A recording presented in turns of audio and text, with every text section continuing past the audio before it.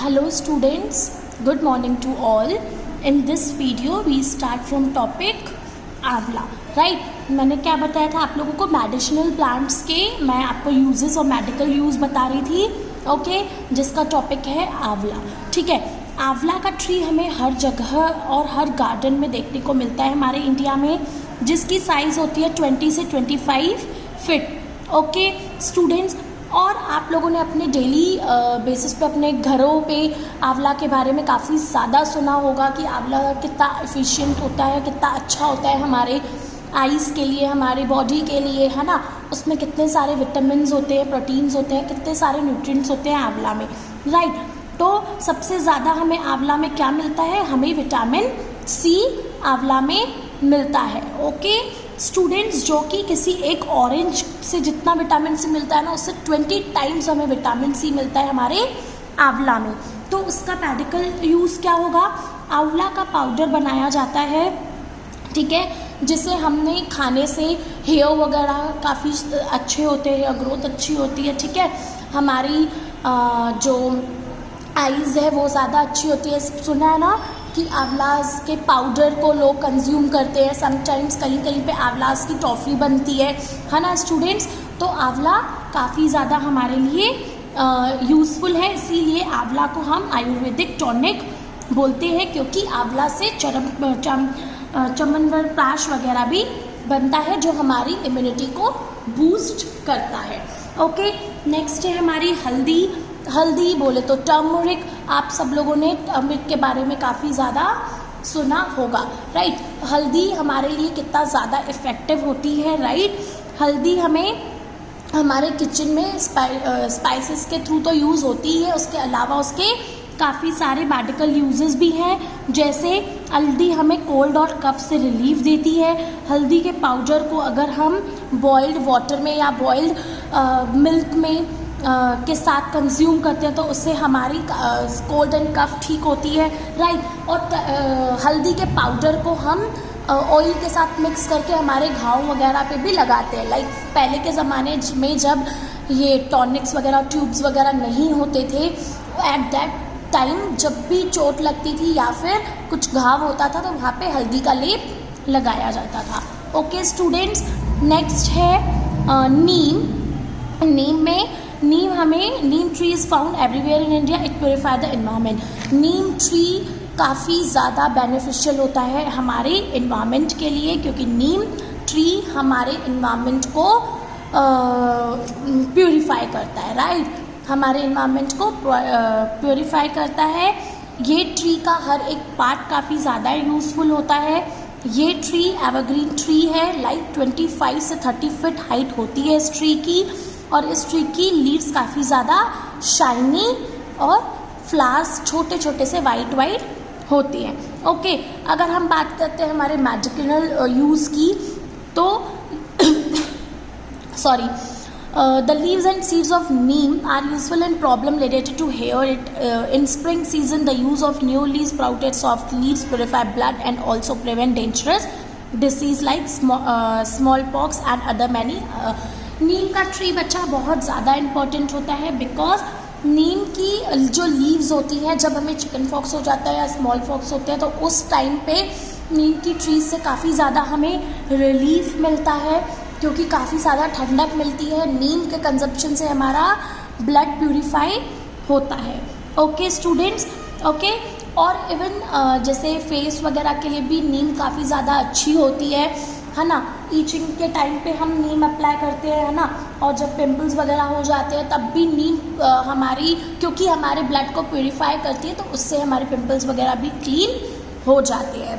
Okay students, and next, और even नीम से हम एक ऑयल भी प्रिपेयर करते हैं, और जिन्हें डर्मेटोलॉजिकल डिसीज़ होती है ना, वो सारी डिसीजेस नीम से दूर हो जाती है. आफ्टर दैट हमारा टॉपिक है students horticulture development programme. Horticulture development programme क्या था, जैसे जैसे पॉपुलेशन बढ़ रही थी तो सारी हमारी एग्रीकल्चर लैंड को किस में कन्वर्ट किया जा रहा था, इंडस्ट्रियल लैंड में, है ना, रेसिडेंशियल लैंड में. लेकिन इसके कारण हमारे जो हॉर्टिकल्चर प्लांट्स हैं वो कम होते जा रहे थे, जिसके कारण गवर्नमेंट ने एक हॉर्टिकल्चर डेवलपमेंट प्रोग्राम सेट किया, जिसमें उनका ऑब्जेक्टिव क्या था? उनका ऑब्जेक्टिव था हॉर्टिकल्चर क्रॉप्स का प्रोडक्शन इंक्रीज करना। ठीक है, ये मिशन किसने स्टार्ट किया था? ये मिशन सेंट्रल गवर्नमेंट ने स्टार्ट किया था 2005 में। और क्यों स्टार्ट किया था? ताकि हॉर्टिकल्चरल क्रॉप्स का प्रोडक्शन हो सके और मार्केट में वो बिक सके, है ना, उनके प्रोडक्ट्स काफ़ी ज़्यादा सेल हों। ठीक है, इनके प्रोविजंस क्या क्या थे, मतलब वो लोग क्या क्या लेके चल रहे थे अपने साथ, उनके ऑब्जेक्टिव क्या थे? उनका ऑब्जेक्टिव था ताकि हम हॉर्टिकल्चरल क्रॉप्स का डेवलपमेंट कर सके, ज़्यादा से ज़्यादा प्रोडक्शन कर सके और अच्छी क्वालिटी के प्लांट्स का ग्रो करें। To increase the production and productivity of horticultural crops, मैंने बता दिया आप लोगों को कि प्रोडक्शन को इंक्रीज करने के लिए, और for testing soil and leaves facilities of laboratory, nurseries, poly houses and green house has to be increase. और ये सारी चीज़ें हमारे इंडिया में डेवलप की गई इस प्रोग्राम के थ्रू। हमारे हॉर्टिकल्चर क्रॉप्स की जो प्रोडक्टिविटी है वो अच्छी हो, और वहाँ उनके जो प्रोडक्शन के जो आय प्रोड्यूस हो वो भी काफ़ी अच्छी क्वालिटी का प्रोडक्ट प्रोड्यूस हो।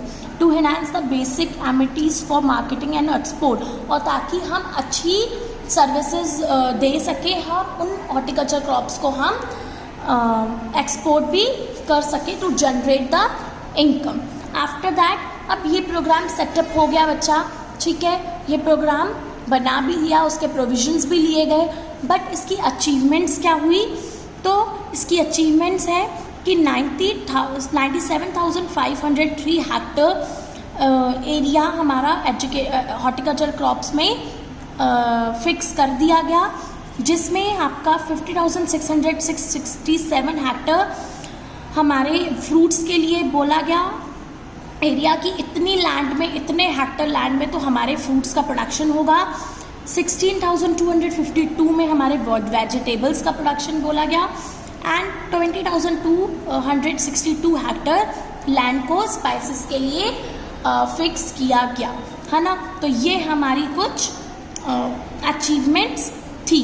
ठीक है, तो हॉर्टिकल्चर प्रोग्राम जो है वो सबसे पहले इम्प्लीमेंट हुआ था हमारा जम्मू एंड कश्मीर में, हिमाचल प्रदेश एंड उत्तराखंड में, ताकि हम इंक्रीज कर सके प्रोडक्शन को और हम प्रोटेक्ट कर सके फ्रूट फ्लावर्स और वेजिटेबल्स को, क्योंकि ये हमारे लिए काफ़ी ज़्यादा इम्पॉर्टेंट है।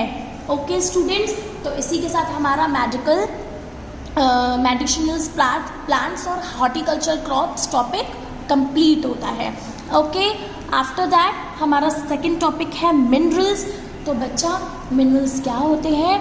मिनरल्स वो सब्सटेंसेस होते हैं जो हमें अर्थ सरफेस के अंदर से मिलते हैं by digging the earth surface. जब हमें खुदाई करके और डिग करके अर्थ सरफेस को अंदर से, अर्थ सरफेस के अंदर से जो सब्सटेंसेस हम निकालते हैं, that substances are known as minerals. Okay, minerals कैसे कैसे टाइप के होते हैं? एक होता है हमारा मेटालिक मिनरल, एक होता है हमारा non metallic mineral. Metallic mineral वो मिनरल्स होते हैं जिनमें मेटल्स होते हैं, और नॉन मेटालिक मिनरल्स ऐसे मिनरल्स होते हैं जिनके में मेटल प्रेजेंट नहीं होता। Okay students, so some of the non metallic minerals are diamond, mica, coal, salt. ये सारे हमारे नॉन मेटालिक के एग्जाम्पल्स हैं। और मेटालिक के एग्जाम्पल्स कौन से होते हैं? सिल्वर, कोल, कॉपर, टिन, ठीक है, जिंक, ये लीड, ये सारे हमारे मेटालिक मिनरल्स होते हैं। Okay students, after that India has reserve of mineral wealth. Almost all the variety of minerals are found here.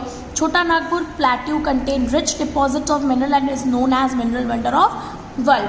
Students, इसका मतलब है हमारा जो इंडिया है वो मिनरल्स का रिजर्व वेल्थ है। दैट मीन्स हमारे इंडिया में काफ़ी सारे टाइप के मिनरल्स मिलते हैं। इवन हमारे इंडिया में जो छोटा नागपुर प्लेटू है उसे तो हम मिनरल ऑफ वर्ल्ड कहते हैं, क्योंकि बहुत सारे मिनरल्स हमें वहाँ पे देखने को मिलते हैं और बहुत सारे मिनरल्स हमें वहीं से फाउंड होते हैं क्योंकि वहाँ पे बहुत ज़्यादा मिनरल्स हैं। ओके स्टूडेंट्स, आफ्टर दैट हमारा जो मिनरल्स है बिहार एंड झारखंड कंट्रीब्यूट 37%। अगर मिनरल्स में हम बात करें छोटा नागपुर के बाद तो 37% कंट्रीब्यूट करता है हमारा बिहार और झारखंड, 22% वेस्ट बंगाल एंड 16% हमारा छत्तीसगढ़ कंट्रीब्यूट करता है मिनरल प्रोडक्शन में। अब कौन कौन से मिनरल्स होते हैं स्टूडेंट्स, मैंने आपको बताया मेटालिक और नॉन मेटालिक। तो मेटालिक के कुछ एग्जांपल्स के डिस्क्रिप्शन और नॉन मेटालिक का कुछ डिस्क्रिप्शन यहाँ पे मेंशन किया गया है। पहला है हमारा आयरन ओर, ठीक है। Iron ore is the backbone of modern industrial civilisation. India rank 8th in the iron producing country of the world, but regard to high grade iron ore it rank 2nd। देखो iron ore क्या होता है बेटा, iron ore होता है कच्चा लोहा, ठीक है। आयरन ओर है वो आज हमारे इंडिया की इंडस्ट्रीज़ का बैकबोन है, मतलब आयरन हमारी इंडिया की हर इंडस्ट्री में यूज़ होता ही होता है। और अगर हम बात करें तो आयरन को प्रोड्यूस करने में हमारी जो कंट्री है वो 8th पोजीशन पे है, लेकिन अगर हम रेट करें एज आयरन ओर तो वो आती है हमारी 2nd पे। और काफ़ी सारे वैरायटी के आयरन ओर्स हमारे इंडिया में मिलते हैं, that is hematite, magnetite, limonite and siderite, ठीक है। हेमेराइट हमारा रेड और ब्राउन कलर का होता है, मैग्नेटाइट हमारा ब्लैक कलर का होता है, ओके। लैमेनाइट हमारा वाटर और आयरन का मिक्सचर होता है जो हमें येलो कलर में मिलता है, जो कि हमें सैडिमेंट्री रॉक्स के यहाँ पे से बनता है। सैडराइट रॉक हमारा आयरन कार्बोनेट के फॉर्मेशन से के कॉम्बिनेशन से मिलता है, दैट इज़ आयरन और कार्बन के कॉम्बिनेशन से मिलकर के बनता है। वो ब्राउन कलर का होता है और उसमें केवल 10 से 48% तक आयरन प्रेजेंट होती है। ओके स्टूडेंट्स, अब यहाँ पे तो हमने ये पढ़ लिया कि आयरन क्या होता है और आयरन ओर कैसे कैसे टाइप का होता है। अब यहाँ पे हम देखेंगे mines of iron ore be divided into following regions. Mines मतलब अब कहाँ कौन कौन से रीजन में हमें आयरन ओर मिलता है, ठीक है। तो वो रीजन्स हैं students, north eastern region, central peninsular region and other regions. Students यहाँ पे आप लोगों को मैंने मेन पॉइंट्स बता दिए कि यहाँ पे इन रीजन्स में हमें आयरन ओर मिलेगा, ठीक है। अंदर डिस्क्रिप्शन में आप रीड आउट कर सकते हैं कि उसमें फॉलोइंग स्टेट्स दी गई हैं कि कौन कौन सी स्टेट्स हैं नॉर्थ ईस्टर्न में जहाँ पे आयरन ओर मिलता है, बट मेनली अगर हम बात करें तो उन्हें कुछ फॉलोइंग रीजन्स में डिवाइड किया गया है, that is north eastern region, central India region, peninsular and other regions. Okay students, उसके बाद अब आता है हमारा मैग्नेनाइज ओर, ठीक है। Manganese has variety of uses, therefore it is also known as jack of trade. हमारा जो मैग्नीज होता है वो बहुत सारी वैरायटी का होता है और उसके बहुत सारे यूजेस हैं, इसीलिए उसे हम जैक ऑफ ट्रेड बोलते हैं, ठीक है। इंडिया 2nd रैंक पे आती है इसे प्रोड्यूस करने के लिए और 19% ऑफ टोटल प्रोडक्शन में world is extracted from here, ठीक है। और टोटल प्रोडक्शन में हमारी इंडिया 19% कॉन्ट्रीब्यूट करती है। ओके स्टूडेंट्स, अब यहाँ पे हमने बताया कि मैग्नीज और is used in iron and steel industry.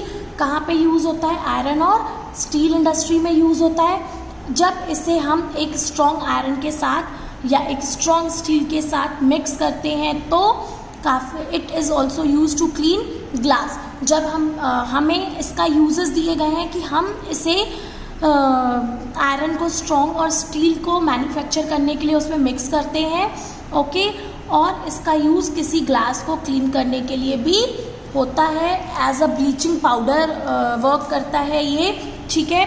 और इसके भी कुछ और 3 रीजन्स हैं जहाँ पे ये मिलता है, that is central India, peninsular and north eastern region. Just like mines of iron ore, manganese ore के भी वही रीजन्स है, सिर्फ उसमें आप अंदर पढ़ सकते हो कि central India reason contribute 50% of total manganese produce in India. ठीक है, आया समझ में? यहाँ पे सेंट्रल रीजन्स का, इंडिया रीजन का आपको दिया गया है और यहाँ पे कुछ फॉलोइंग स्टेट्स दी गई हैं जो सिर्फ आपको रीड करनी है। ओके, पेनिसुला रीजन में क्या है? द डिपॉजिट ऑफ मैग्नीज और in Karnataka or in the north Canara. देखो आप लोग यहाँ पे रीड करो कि ये हमें कहाँ कहाँ मिलता है। Karnataka or in North Kanara में, ठीक है, चित्रदुर्गा में, चिकमंगलू में, सिंगमोला में, बैले, टुमकुर डिस्ट्रिक्ट्स में हमें मिलता है। अगर हम बात करें हमारे आंध्र प्रदेश की तो ये विशाखापट्टनम में, चुदापा में एंड श्रीकाकुलम डिस्ट्रिक्ट में हमें ये मिलता है। ओके, अगर हम बात करते हैं हमारे नॉर्थ ईस्टर्न रीजन की तो in this region deposit of manganese ore are located in Singhbhum district of Jharkhand and Keonjhar, Ganjam, Sundargarh and Belagiri district में ओडिशा के। ओके स्टूडेंट्स, आया समझ में यहाँ तक आप लोगों को? तो मैंने आप लोगों को आयरन और मैग्नीज और समझा दिया। Next we will continue in next video. Thank you.